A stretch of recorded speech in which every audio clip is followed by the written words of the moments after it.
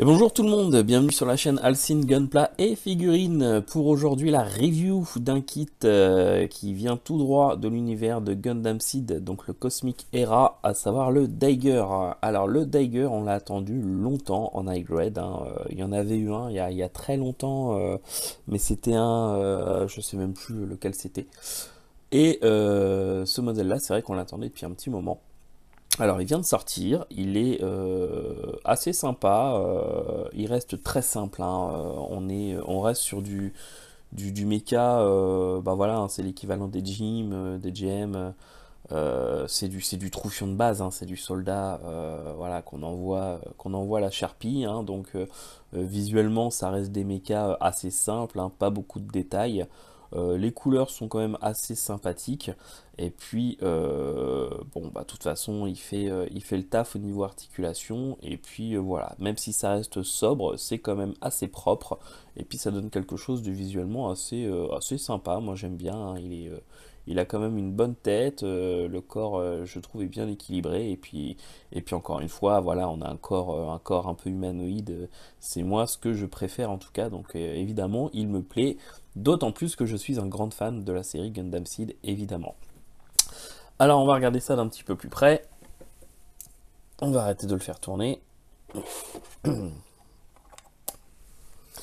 Alors à la base, le Dagger, ce qu'on avait à l'échelle 1.144, c'était un no grade que j'avais déjà présenté, je crois que c'était dans les débuts de la chaîne, il y a un peu plus de 2 ans, peut-être 3 ans je crois, que j'avais peint, donc qui était ce modèle-là, hein, donc un no grade, donc on n'est pas sur du HG, on n'a pas les mêmes articulations, par exemple le bras, tout le bras est un bloc, le torse et le bassin sont un bloc, la jambe c'est un bloc.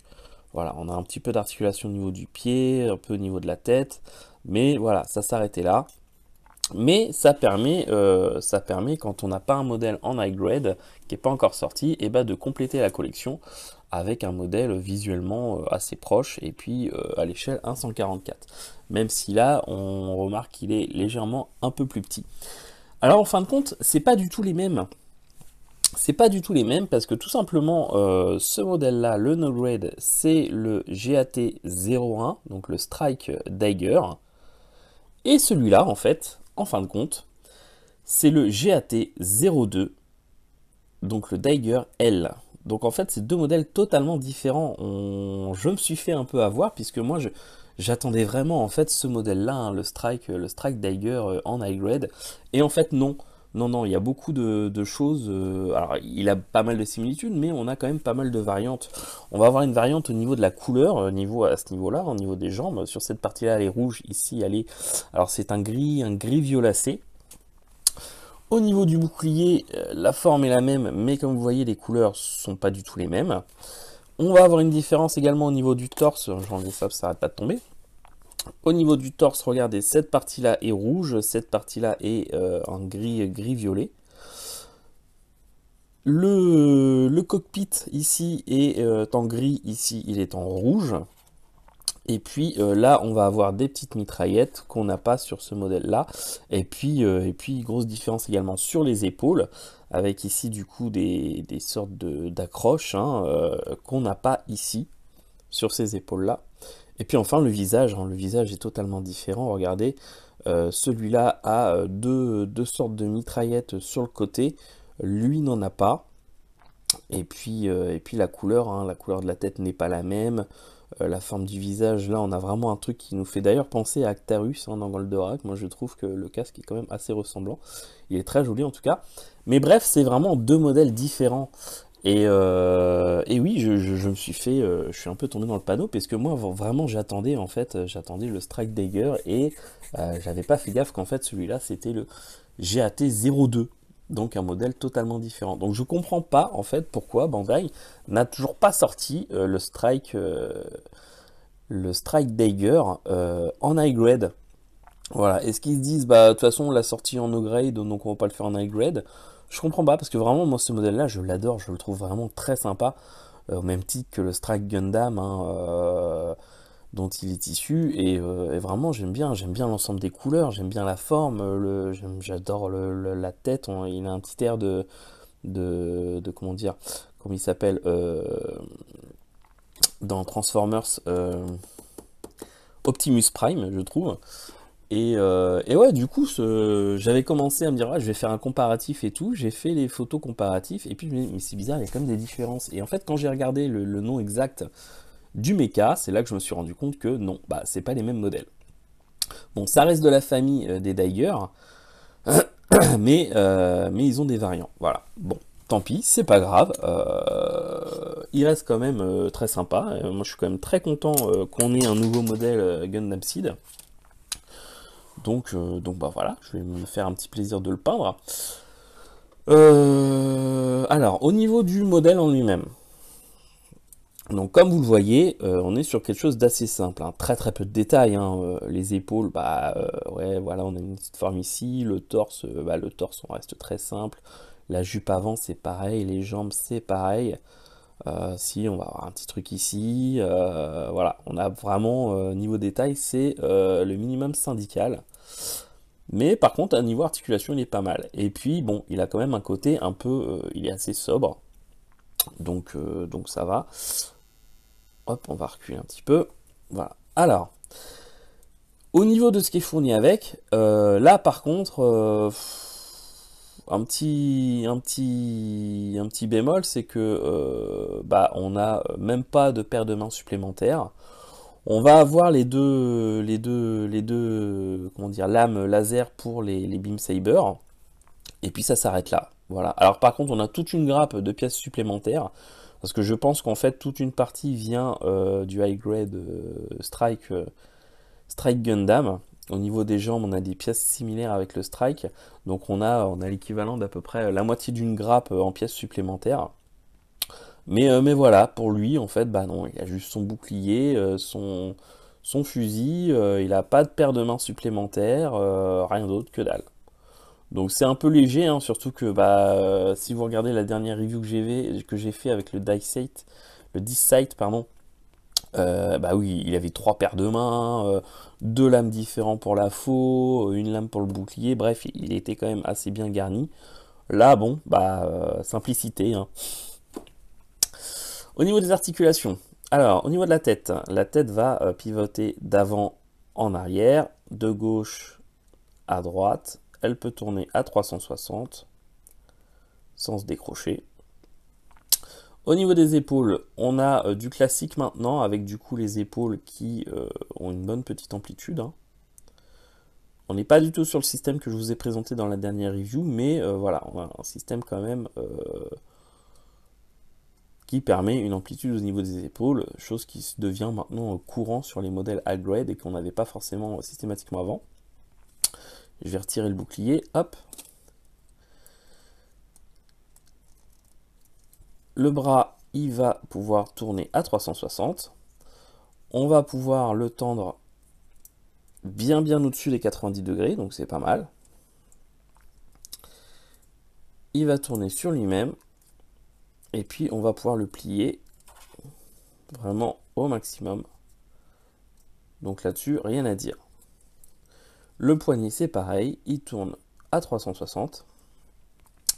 Au niveau du bouclier, l'attache, en fait, une petite innovation, à savoir que là, on a vraiment un truc qui se clipse. Avant, on avait juste cette attache-là qui se rentrait au niveau du poignet, mais qui n'est pas forcément. Là, on a vraiment quelque chose de souple et qui se clipse, en fait.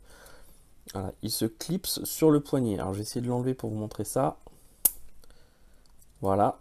Donc, vous voyez qu'on a deux crochets sur l'attache. Et en fait, on le clipse carrément. Vous allez l'entendre au bruit. Voilà, vous avez entendu?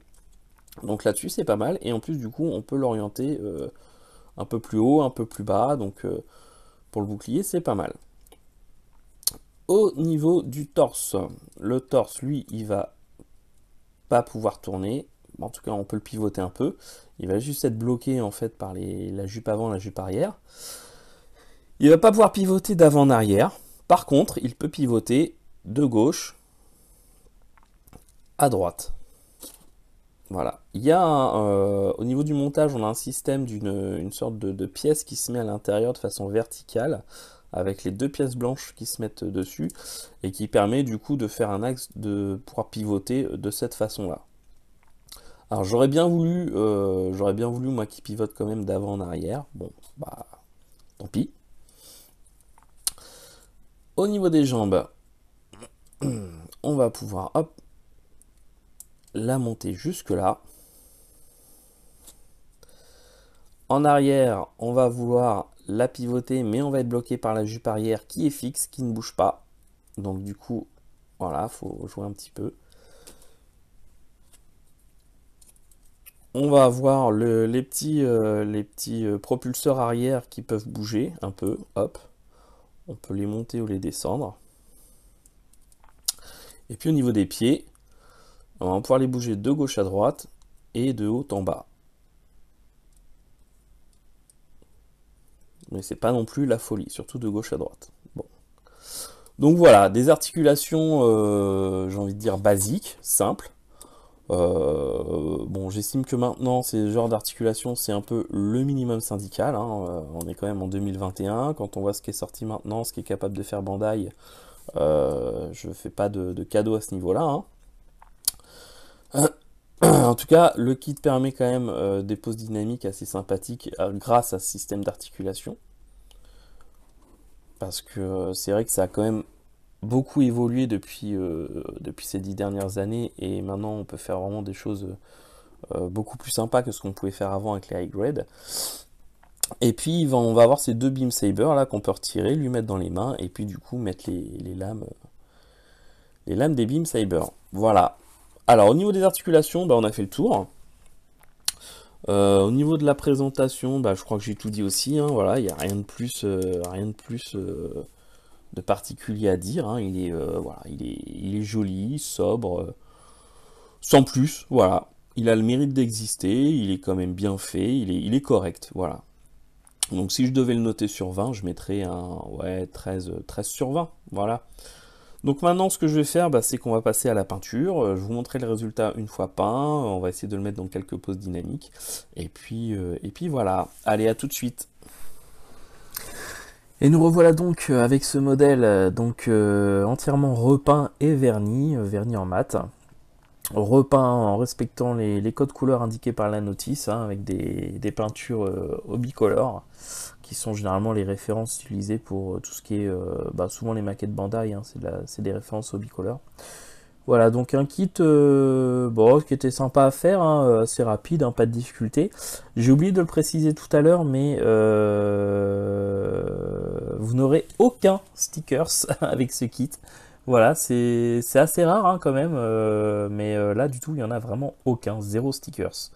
Donc voilà. Après voilà, ça reste un kit visuellement assez simple, mais assez joli une fois peint. Je l'aime bien, hein, je le trouve assez cool. Bon bah voilà, hein, de toute façon c'est un soldat de base, hein, c'est comme un Zaku ou un jean. Voilà, bon voilà, rien de particulier. En tout cas, je vais passer un moment agréable à le faire. Comme j'ai dit, hein, c'est pas un kit qui casse et ça casse pas trop pattes à un canard, mais voilà, il reste sympathique. Voilà, il a un petit air du strike quand même, donc assez cool. Je vais essayer de vous montrer ça d'un petit peu plus près. Hop. Donc voilà, hein, j'aime beaucoup, en tout cas j'aime beaucoup le visage. Je trouve que vraiment il y a un air du casque d'Actarus, hein, dans Goldorak. J'aime beaucoup, je trouve ça assez cool. Voilà, il a rien de particulier, hein, pas beaucoup de détails comme vous pouvez voir. Bon, les couleurs sont sympas. Au niveau de la peinture, pas de mauvaise surprise. Voilà. Donc voilà un kit dont on fait vite le tour, hein, finalement. L'essentiel a été dit, hein, des articulations basiques, mais qui permettent de faire des petites poses dynamiques sympas, un style simple mais joli, et voilà, donc un de plus qui va rejoindre la collection consacrée à l'univers de Gundam Seed, et je suis bien content de l'avoir. Voilà. Je vous laisse avec quelques poses dynamiques du modèle. Je vous dis à très bientôt pour une prochaine vidéo. Alors quand, j'en sais rien, hein, je me suis pas fixé de date, je sais même pas quel kit je ferai par la suite.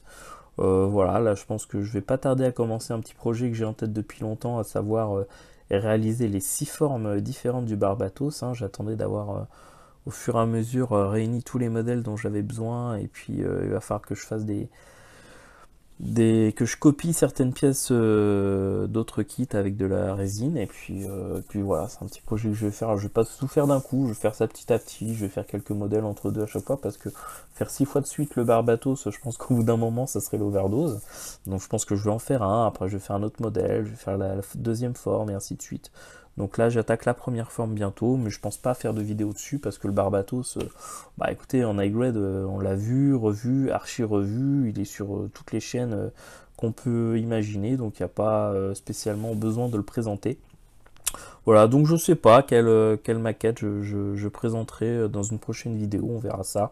Là je vais surtout essayer de faire quand je pourrai quelques live Twitch, en espérant du coup que ça fonctionne un minimum.